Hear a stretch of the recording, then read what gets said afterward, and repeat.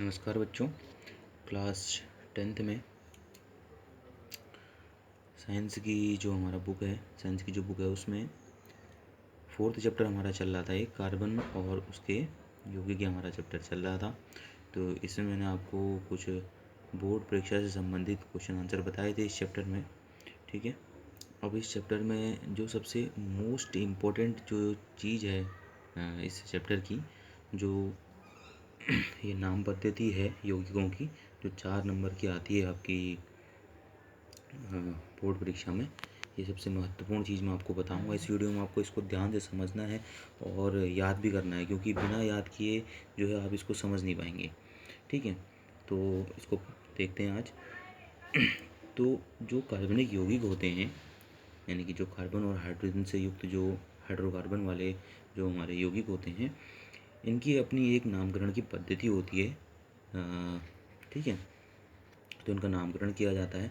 ठीक, तो इस इनके नामकरण की जो पद्धति होती है, तो इन जो यौगिक होते हैं इनके नामों को जो है IUPAC नेम से कहा जाता है इसको। इसकी फुल फॉर्म होती है international union of pure and applied chemistry. ठीक है, तो ये इसकी फुल फॉर्म होती है IUPAC नेम की। किसी भी यौगिक के हम IUPAC नेम अगर हमको बताना है तो हम किस तरह से बताएंगे करके, ये इसमें आपको बताऊंगा इस वीडियो में। तो किसी भी यौगिक का जो है IUPAC नेम जानने से पहले उसमें जो उपस्थित जो प्रकार्यात्मक जो समूह होता है उसको पहचानना बहुत ज़रूरी है।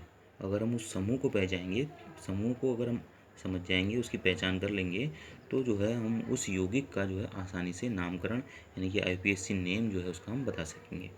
ठीक है, तो किसी भी यौगिक में ये जो समूह हैं ये उपस्थित होते हैं। तो ये समूह को आपने याद करना है और उनका जो प्रतीक होता है, ठीक है, वो बहुत आवश्यक रूप से याद करना है।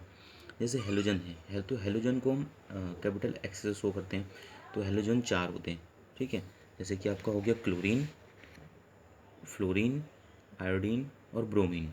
ठीक है, ये 4 आपके हेलोजन्स होते हैं। ठीक है, तो और दूसरा होता है अल्कोहल, जो दूसरा समूह आया हमारा अल्कोहल। ठीक है, तो उसका प्रतीक होता है OH, जो जहाँ पर हमको समूह यौगिक में OH दिखाई देगा तो वो अल्कोहल होगा। ठीक है, फिर तीसरा आता है एल्डिहाइड। एल्डिहाइड जिस समूह में हमको जो मतलब जिस यौगिक में हमको CHO दिखाई देगा, उस यौगिक में अगर हमको CHO दिखाई दे रहा है तो वह एल्डिहाइड होगा। ठीक है, फिर अगला ग्रुप आता है, अगला समूह आता है कीटोन।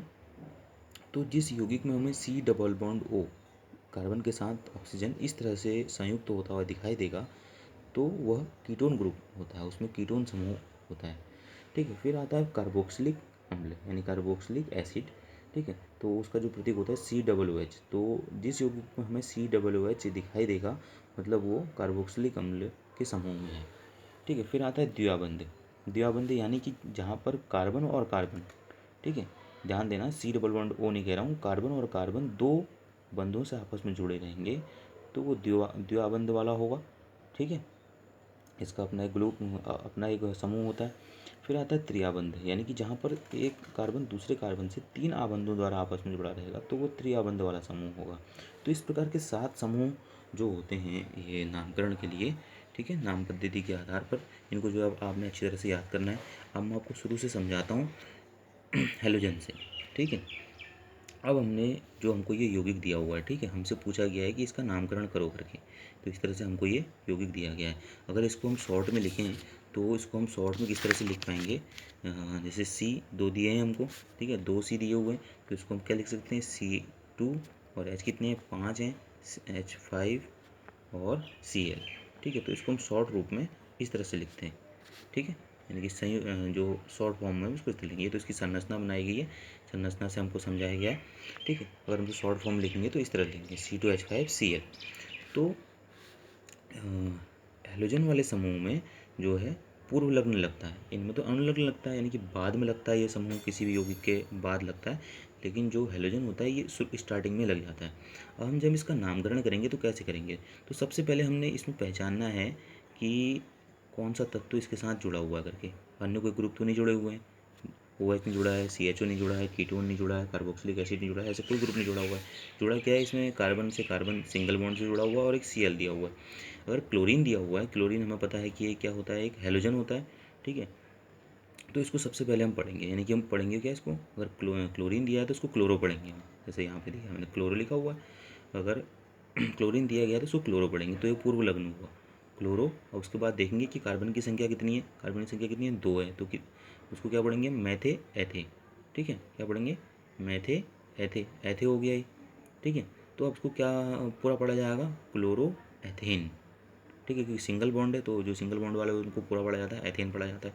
तो ये क्या हो गया हमारा, क्लोरो एथेन हो गया, ठीक है। जैसे ये हमने शॉर्ट फॉर्म में लिखा था इसका, तो संरचना थी, शॉर्ट फॉर्म में इसको क्या पढ़ेंगे, ये सबसे पहले इसको पढ़ा जाएगा, यानी कि ये पूर्व लग्न हुआ, पहले पढ़ा जाता है तो इसके लिए पूर्व लग्न कहते हैं इसको। क्लोरो, अब ये 2 कार्बन है तो मैथे एथे, तो ये इसको हम लिखेंगे क्या, क्लोरो एथेन, ठीक है।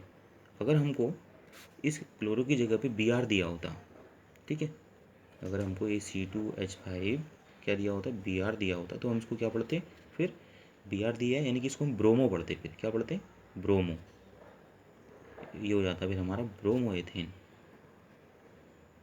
ठीक है। अगर मान लो यहाँ पे संख्या ज़्यादा है, ठीक है, यदि हमको दिया गया C5H11 आई दिया गया, चलो मैंने आपको बताया 4 हेलोजेंस होते हैं, एक आयोडीन होता है जिसको आयोडो पढ़ते हैं हम, फ्लोरीन होता है इसको फ्लोरो पढ़ते हैं, ब्रोमीन होता है जिसको ब्रोमो पढ़ते हैं, और Cl होता है जिसको क्लोरो पढ़ते हैं। तो ये 4 हेलोजेंस होते हैं, आयोडो, फ्लोरो, ब्रोमो, क्लोरो, इस तरह से इनको पढ़ा जाता है। वैसे ये आयोडीन हुआ, ये फ्लोरीन हुआ, ये ब्रोमीन हुआ और ये क्लोरीन हुआ, ठीक, इनको पढ़ा इस तरह से जाता है, क्लोरो, ब्रोमो, इस तरह से। मान लो हमको इस तरह से दिया गया है, ये हमको फॉर्मूला दिया गया, इसका नाम बताओ कहेंगे तो किस तरह से बताएंगे, जैसे हमको दिया गया C5H11 आई, ठीक है, ये दिया गया है, तो आई दिया गया तो मतलब ये क्या हो गया, हेलोजन हो गया, यानी कि क्या पढ़ेंगे हम, आयोडो पढ़ेंगे, आयोडो हो गया, चलो ठीक है। अब हमको कितने दिए हैं, कार्बन के 5 दिए हुए हैं, तो हम गिनती पढ़ेंगे कार्बनिक, मैंने आपको बताया था कि वो आपने मैथे एथे वाली जो है ज़रूर याद करनी है, क्योंकि उसको आप याद करेंगे तभी आप नामकरण करना सीख पाएंगे किसी भी यौगिक का, ठीक है।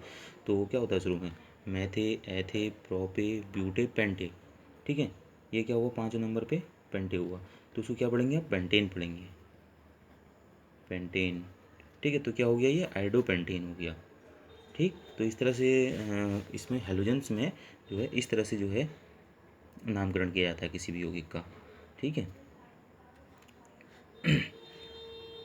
अब अगला ग्रुप है हमारा इसमें एल्कोहल, तो एल्कोहल जानते हैं एल्कोहल किस तरह से होता करके, फिर काफ़ी लंबी वीडियो हो जा रही है तो इससे आएगा, फिर मैं अगली वीडियो में बताऊंगा आपको, ठीक है।